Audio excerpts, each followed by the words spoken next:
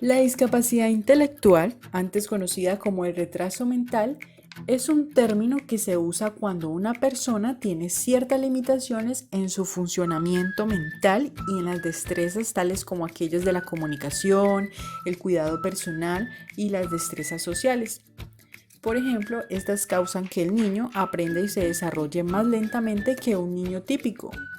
Los niños con discapacidad intelectual pueden tomar más tiempo para aprender a hablar, caminar, aprender las destrezas para su cuidado personal, tales como vestirse o comer.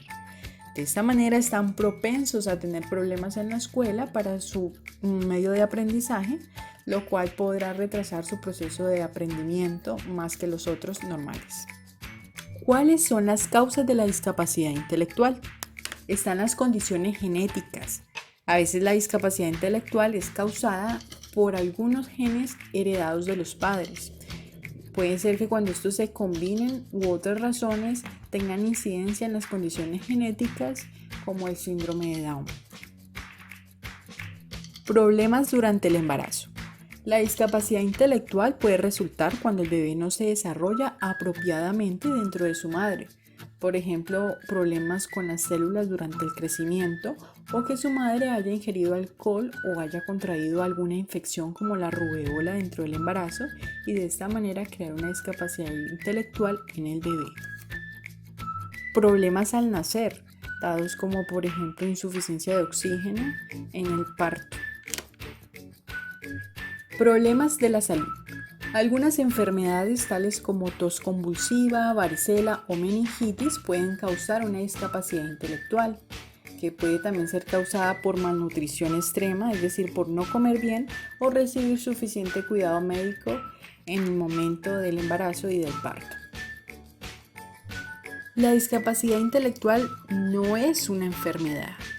No se lo puede contraer de otra persona a persona. La discapacidad intelectual no es un tipo de enfermedad mental como la depresión, pues hay cura para la discapacidad intelectual. Sin embargo, la mayoría de los niños con una discapacidad intelectual pueden aprender a hacer muchas cosas diferentes. Se les toma tiempo y esfuerzo más que a los otros niños, pero pueden lograrlo. La definición del retraso mental es entonces cuando se refiere al funcionamiento intelectual por debajo de un coeficiente intelectual de 70% de acuerdo con los puntajes estándar que se obtienen en una población general que se traducen en déficits cognitivos y comportamentales. Hablemos de los diferentes tipos de discapacidad intelectual. Como primero tenemos la discapacidad intelectual leve.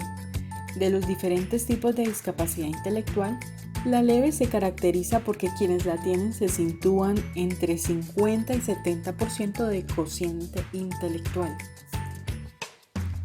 La gran ventaja es que aunque se presente un retraso cognitivo y una ligera afectación del campo sensoriomotor, son capaces de permanecer en el sistema educativo, formarse e incluso tener actividad profesional, y su aprendizaje lleva muchísimo más tiempo que el de otras personas. Como segundo tenemos la discapacidad intelectual moderada. En este nivel, que se sitúa por debajo del 50 en cociente intelectual, conlleva la necesidad constante de una supervisión, tanto en la educación como en el trabajo, aunque con mucha terapia pueden tener cierto grado de autonomía. Como tres tenemos la discapacidad intelectual grave. Es cuando el cociente intelectual se halla entre el 20 y 35%, haciendo que quienes la padezcan necesiten de una supervisión muy continua, ya que casi siempre se presenta con daños a nivel neurológico. Esto hace que el individuo tenga habilidades reducidas, poca o nula comprensión lectora y numérica. Normalmente aquí las personas se comunican con holofrases y legalmente se le consideran incapaces de tomar sus propias decisiones. Como cuarto tenemos la discapacidad intelectual profunda. Es una de las más infrecuentes y es el de los diferentes tipos de discapacidad intelectual. Es entonces el más temido por los padres, ya que tienen una capacidad de cociente intelectual menor a 20.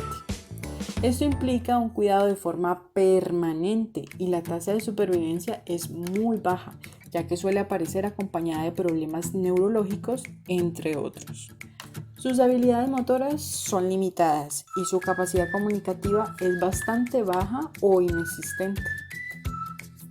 De esa manera, entonces podemos decir que cada persona es única y necesita de cuidados diferentes y de un propio ritmo de aprendizaje. Es entonces la medición que hace el Manual Diagnóstico y Estadístico de Trastornos Mentales. Las siglas TDI refieren al trastorno del desarrollo intelectual y el DI a la discapacidad intelectual. Se define como un trastorno que se inicia durante el desarrollo e incluye limitaciones en el funcionamiento intelectual y en el comportamiento adaptativo.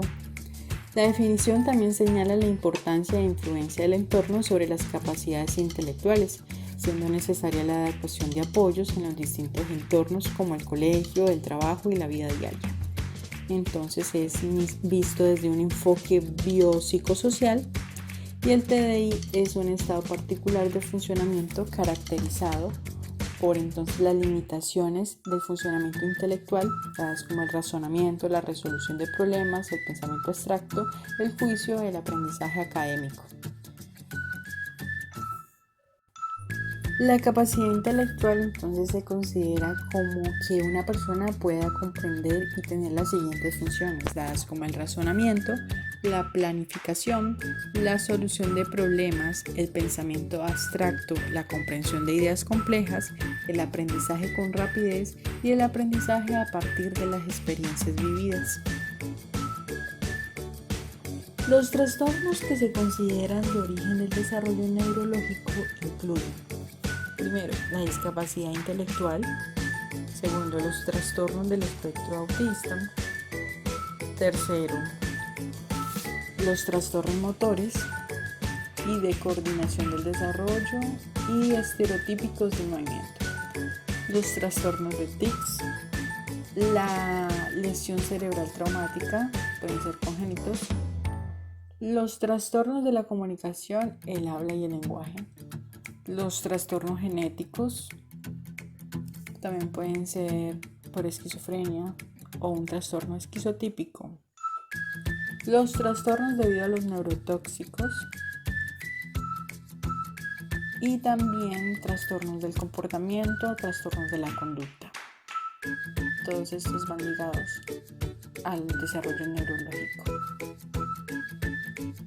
Y también con el desarrollo cognitivo no se sigue un patrón uniformado. Entonces aquí donde vemos reflejado la dislexia, la dispraxia, la disfasia, la disfemia y las dificultades espaciales para un desarrollo cognitivo óptimo.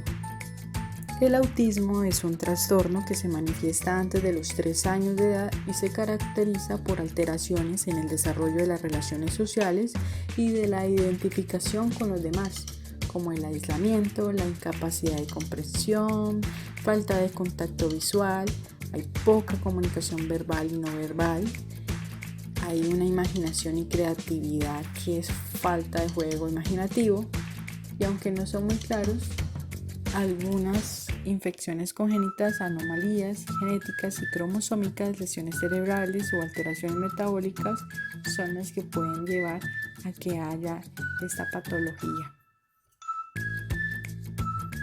Cuando se habla de TDAH, estamos hablando del trastorno de atención con hiperactividad. Es entonces cuando se manifiestan dificultades por el mantenimiento de la atención y comportamiento hiperactivo e impulsivo. El síndrome de Rett es un trastorno genético neurológico y el desarrollo poco frecuente que afecta la forma en que se desarrolla el cerebro y causa una pérdida progresiva de las habilidades motoras y del habla. Es un trastorno que normalmente afecta más a las niñas. El síndrome de Asperger es un trastorno del desarrollo que incluye dentro del espectro autista y que afecta la interacción social recíproca, la comunicación verbal y la no verbal. Hay una resistencia para aceptar el cambio, hay una inflexibilidad de pensamiento, así como poseer campos de interés estrechos y absorbentes. Entre estos podemos ver el trastorno explosivo, dando lugar a actos violentos, graves o destrucción de propiedad.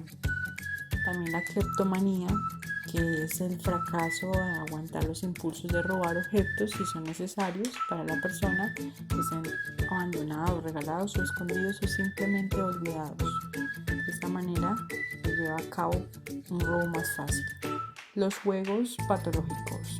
Fracaso crónico progresivo en resistir los impulsos a jugar, apareciendo una conducta de juego que compromete y lesiona los intereses personales, familiares o vocacionales. La piromanía, en este caso también, puede ser la sintomatología por producir incendios de forma deliberada y consciente, en más de una ocasión conllevando una importancia, tensión y activación afectivas antes del incendio. Está la tricotilomanía, que consiste en el fallo repetido de resistir los impulsos de arrancarse el propio cabello. De esta manera el individuo aumenta la sensación de tensión inmediatamente antes de realizar la conducta, consiguiendo una sensación de alivio o gratificación al arrancarse el pelo. Los trastornos severos de las emociones son representados por alteraciones psicológicas que están caracterizados por un cuadro sobre ansiosos con sintomatologías variadas, dentro de las cuales podrían estar presentes los mecanismos neuróticos de tipo obsesivo, fóbico o histérico.